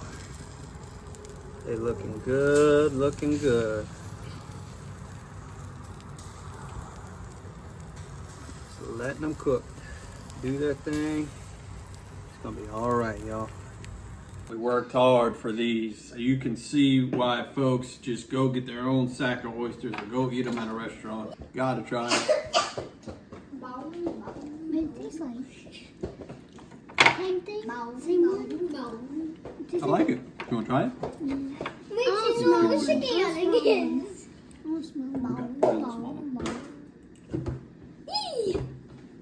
All right, well, I've just about had enough oysters. You know, I was eating them while I was shucking them, eating them while I was grilling them, even eating them a little bit while I was picking them. If you want to do something nice for the channel, head on over to store.mosseyoak.com and use my code OTL20. OTL20, that'll get you 20% off at mosseyoak.com. That lets Mossy Oak know thank you for your support of Outside the Levees. And we keep on making these videos when you do that. So we'll see y'all on the next one. Bye-bye. There he goes. There he is. Got him.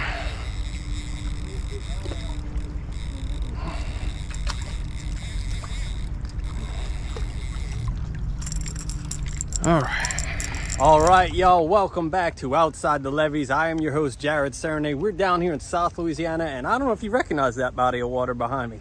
Does that look familiar? That's a world famous body of water called the Mississippi River. It starts at the top of our continent and drains all the way down. So we get it all coming down this river right here. It's what's responsible for building all this land here over the thousands and thousands and thousands of years. It's where we get our drinking water from. Obviously, it's a big thing for shipping.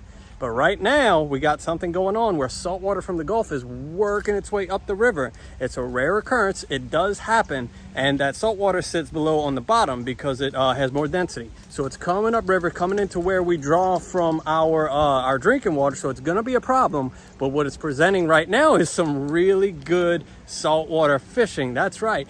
This is known as the Mississippi River, which is a freshwater river, but it's full of saltwater fish right now. I'm hanging out here right in town. I'm maybe 10 miles from downtown New Orleans. Like if I just got on a boat and went, I could probably get to New Orleans in 15 minutes. That's how close we are to town. That's how close we are to the big city, and we're catching these saltwater fish right here. So I'm gonna get started right away and show you what's here.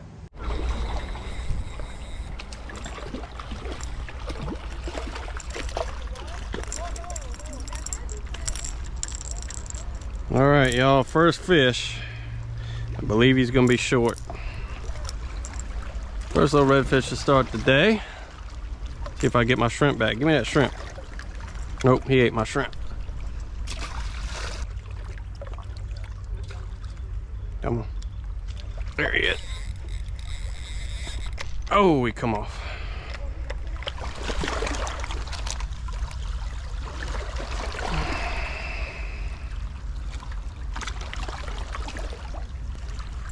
They're right here by the bank.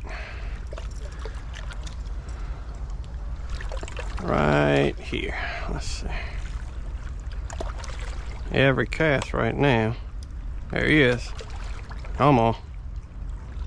Hopefully he didn't get my bait. I bet he did. Oh, he's still on there, I think. Let's see if he got my bait. Right here. Let's just try real close. There he goes. There he is. Got him.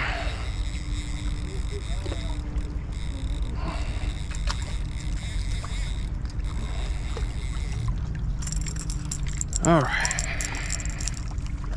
Another little one. Another little guy.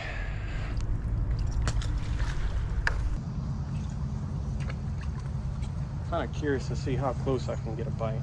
So now I'm fishing pretty close to the bank. There he goes. Come on, take it, take it. There he is. There he is.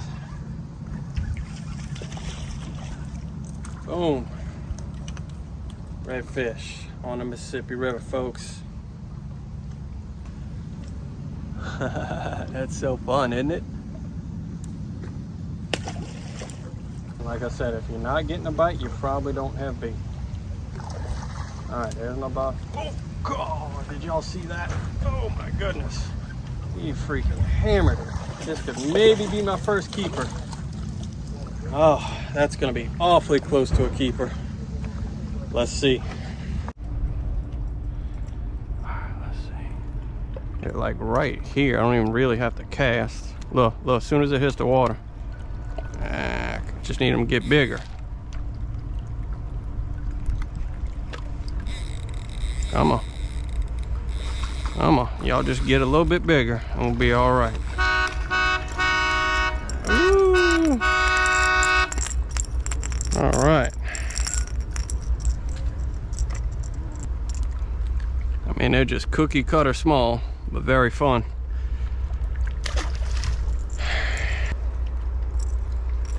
Come on, bigger ones. Where's them bigger ones at? Where's them bigger ones at? Oh, gosh. Probably got my bait. He probably got my bait.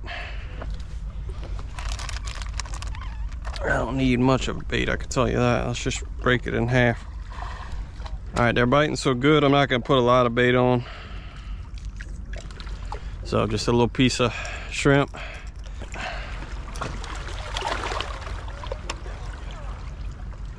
There he is. Come on.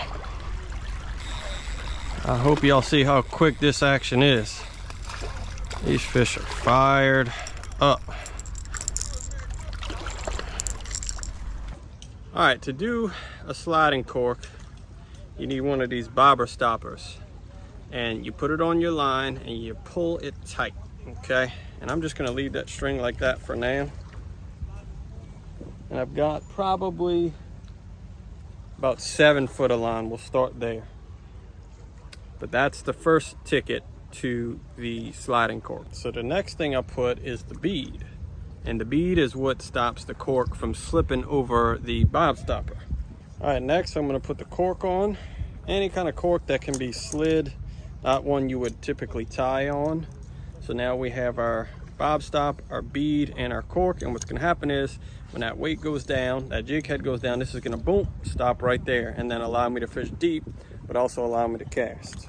All right, and then the last piece of the puzzle is the jig head. So now that cork, I'm gonna be able to cast it like this, but then it's gonna slide all the way up to the bobber stopper and allow me to fish 7, 8 foot deep. So let's get right back to it, see if we can get some more reds.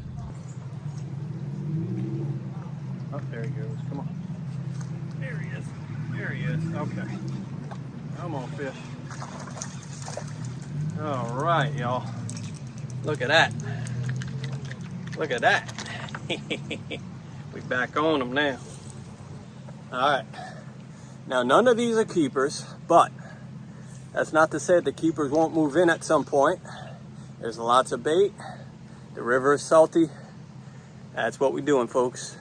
All right, let's see if they'll bite a plastic. Get it in there. All right, so I'm just tossing it out. I'm gonna just let it go down. Really ain't much to it. Let it go, let it go, let it go.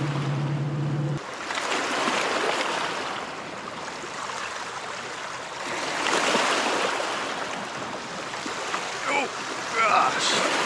Woo, woo. Yes, indeed. There we go. That one looks good. I'm gonna measure him just to be on the safe side. All right. Nope, not quite. He's close, but no cigar. All right. Hey, come on. I get hung up. Oh, got a fish. I ain't hung up, I got a fish. Ooh, they close, y'all. They are so close. Man, they're such a pretty little fish, too. Just another beautiful Mississippi River redfish, boy. Ay, ay, ay, they pretty, huh? Look at that blue tail. Yes, indeed. Yes, indeed. All right, so there's the setup. That's what it looks like before you cast it. And then that jig head sinks down, the cork goes up, cork goes up, cork goes up, cork goes up, and then boom, it stops here at the stopper. That's called a sliding cork. Super easy to do. Go see my friends at Hook and Line. They got all the setups you need. Let's stay with it. There he is. Ooh, that might be a little bit better one. They're still redfish, so they still fight. They're gonna give you a good fight. There he is. Check that out, y'all. Still getting them.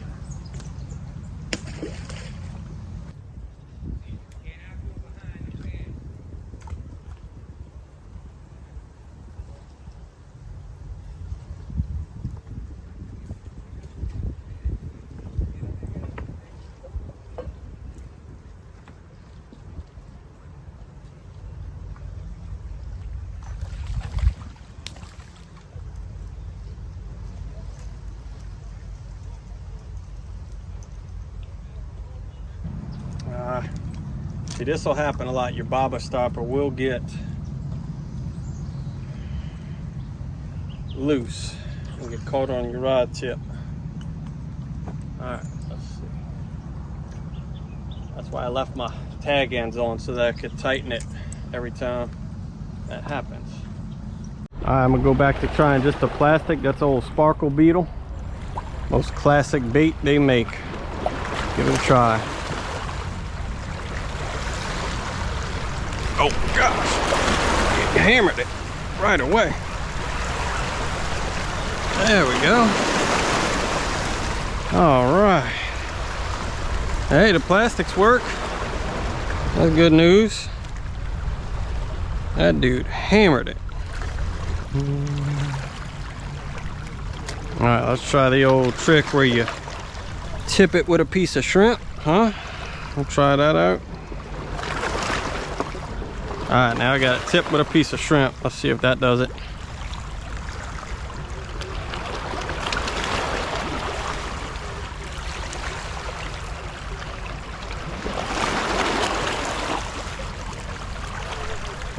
There he is. That was the ticket. The tipping with the shrimp definitely helped. Ooh, it's so close, y'all. So close to being legal.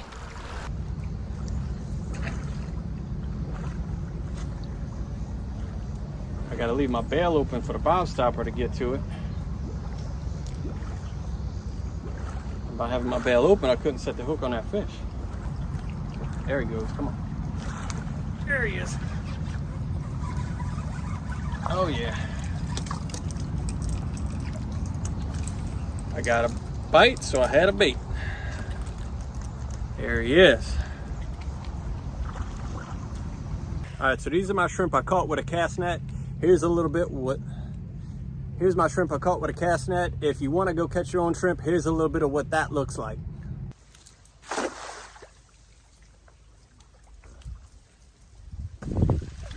And not bad. That was productive. So I'm gonna go get the bucket. That way Robbie could stay on that side.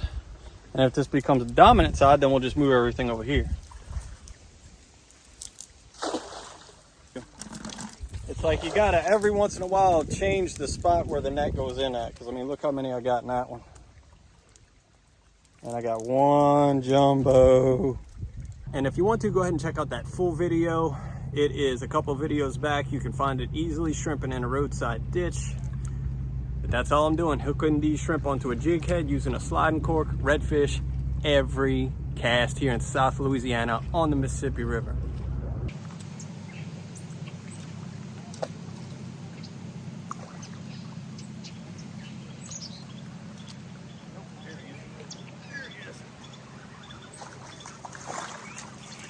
Yes, indeed.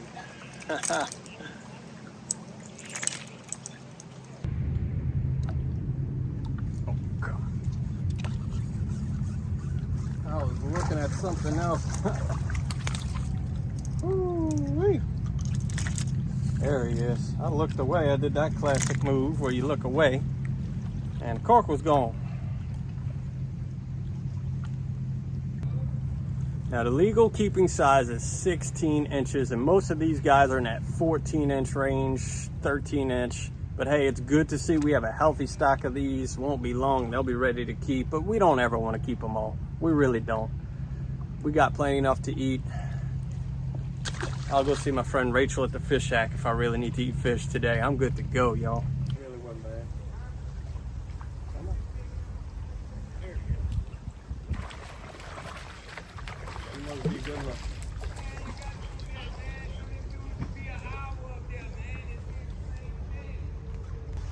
Little balls.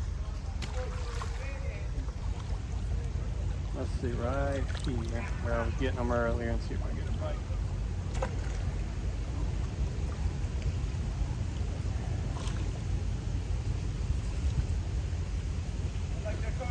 There he goes. There he is. Okay, it ain't over yet. It ain't over yet. Just gotta get the equipment right. He's got some spots. Oh, I swear that looks like that one I caught earlier. 100% the one I caught earlier. I caught this fish already today. I know that because I see where my hook went through earlier. And I remember he had 5 on one side and 5 on the other. I've already caught this fish today. Been about an hour or so, but 100% caught that fish already. That says a lot about catch and release, don't it? He was ready to eat again. You a real lucky fish today, buddy. All right, folks. Well, hey, you can't beat that at all. What a cool phenomenon going on down here in South Louisiana. Saltwater wedge coming up, bringing those saltwater fish with it. I don't think I'm going to do any kind of cook, y'all. We didn't catch any keepers. I'm not going to bug Rachel, so I hope you enjoyed seeing this. It's only going to come around every once in a while. Definitely get out, find you a spot on the river, catch you some redfish, and we'll see y'all next time.